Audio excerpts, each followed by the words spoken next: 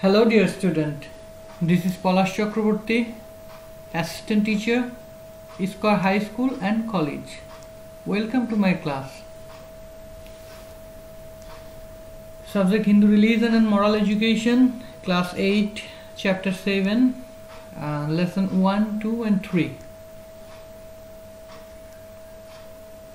Okay, here we have seen a picture of some great personalities.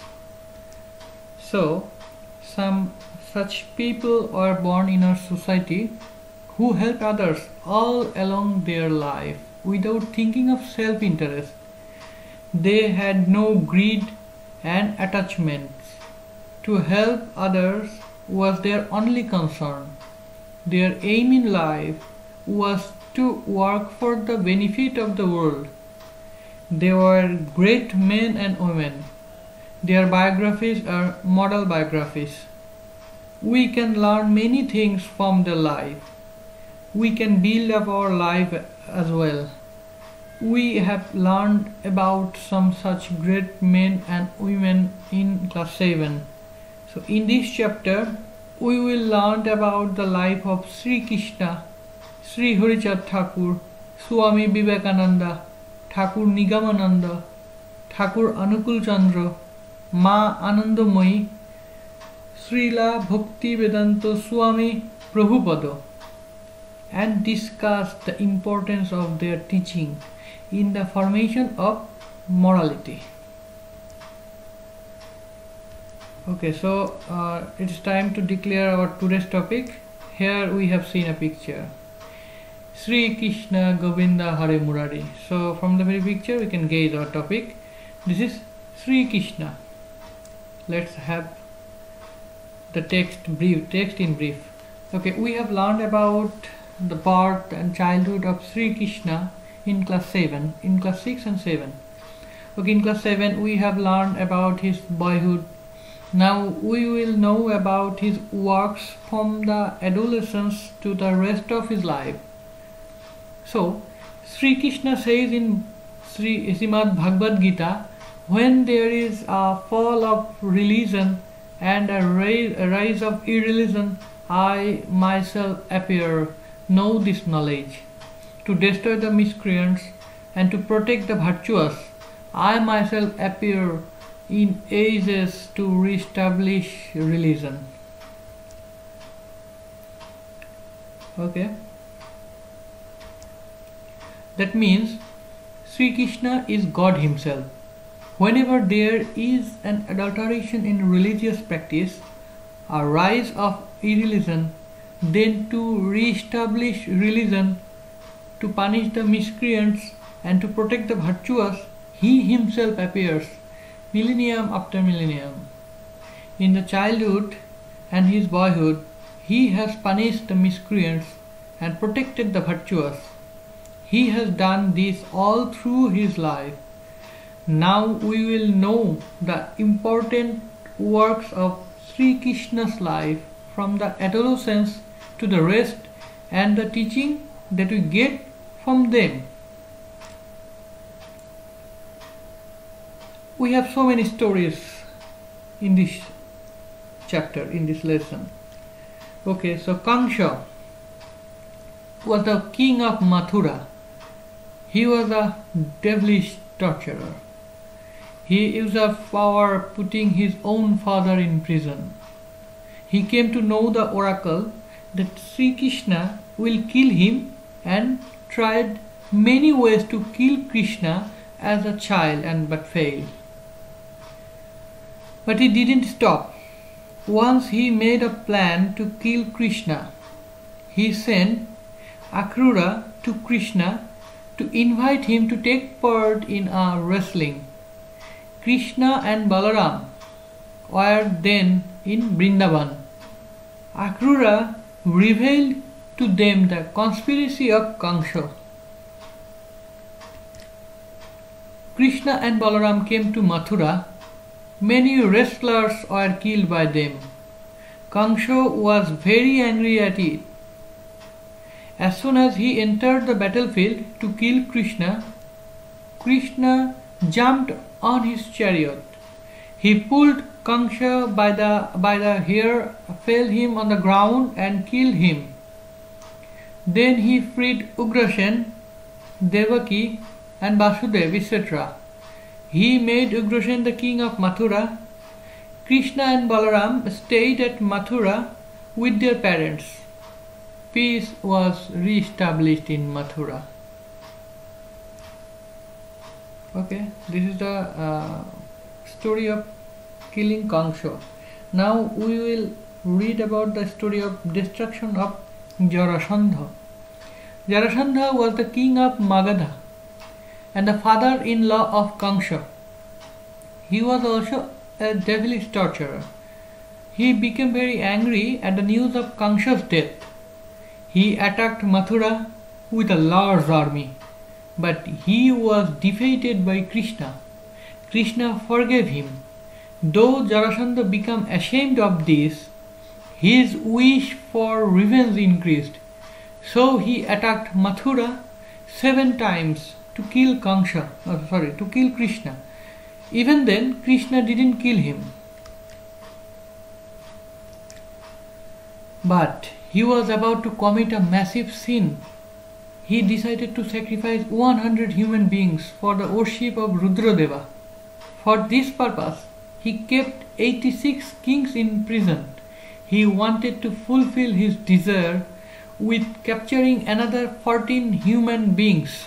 Krishna came to know this and killed him with the help of the second of the Pandava brothers, Bhima.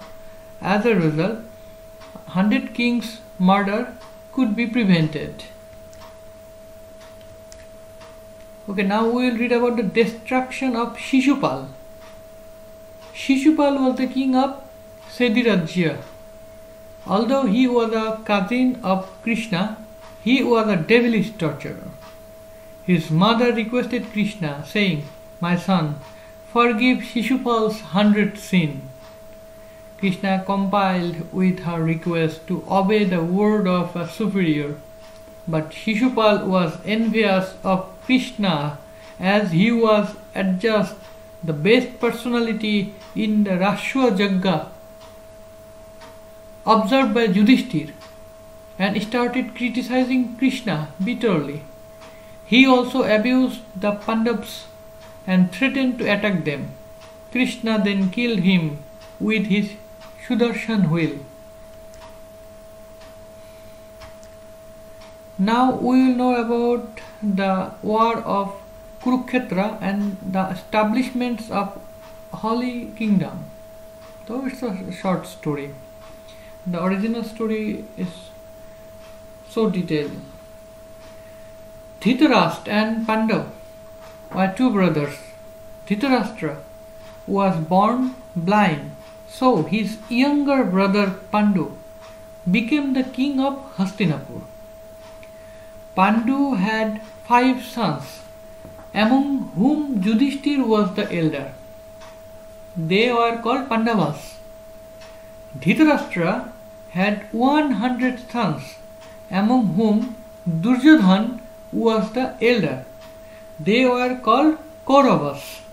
Kauravas were dishonest and ill-mannered. On the other hand, Pandavas were honest and well-mannered.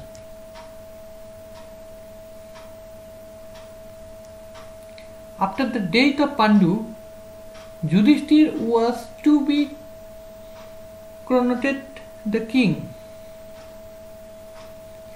But Duryodhan didn't accept that.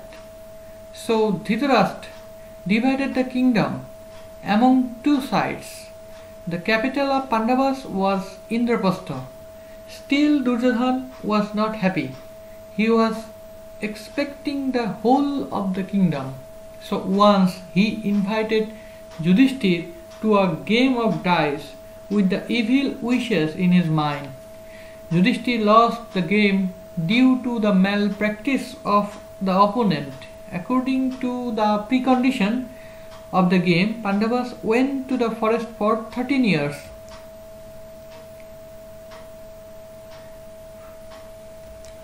Okay, so after passing the forest life, they came back to claim their kingdom.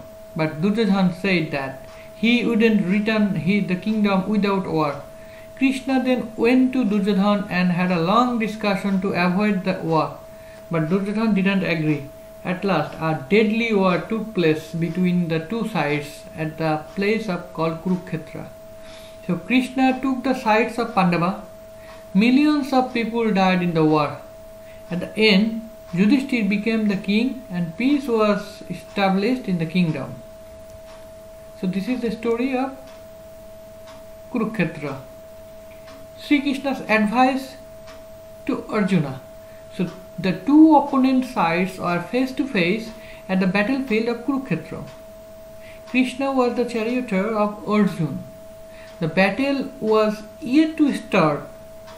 Noticing relatives and kinsmen in the opponent side, Arjuna said he wouldn't fight and he didn't want the kingdom by killing his kinsman.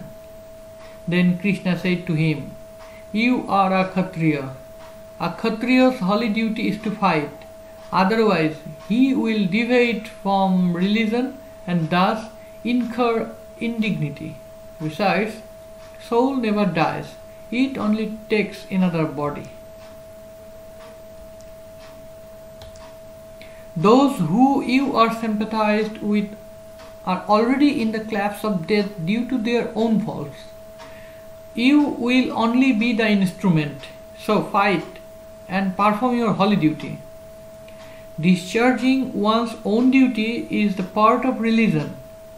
So when Krishna said all this, Arjuna's misgivings dispelled and he engaged in the fight.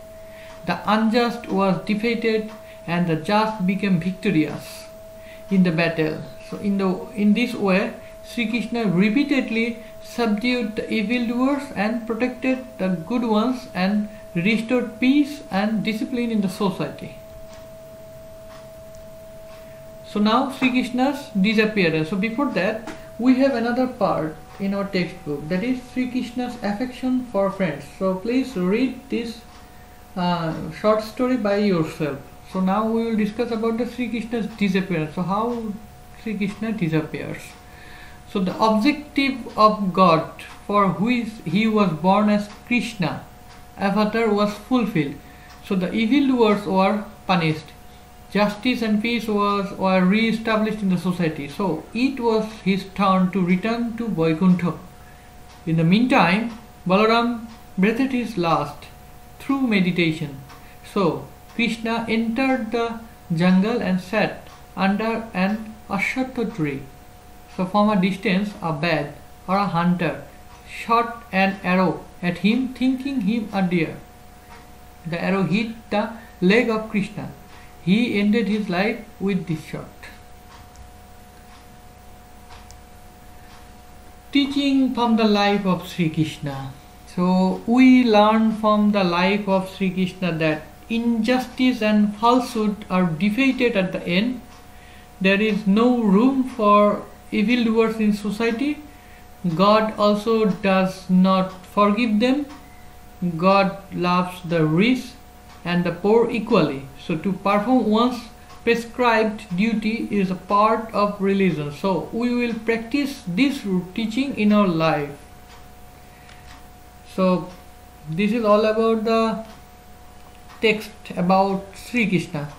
So it's very important. So every part of Sri Krishna is very important. So destruction of Kangsho, destruction of Jarasandha, Shishupal, and the short story of war of Kurukshetra. So read all these parts very carefully. So take your own preparation. I will take your feedback lesson by lesson, chapter by chapter after that.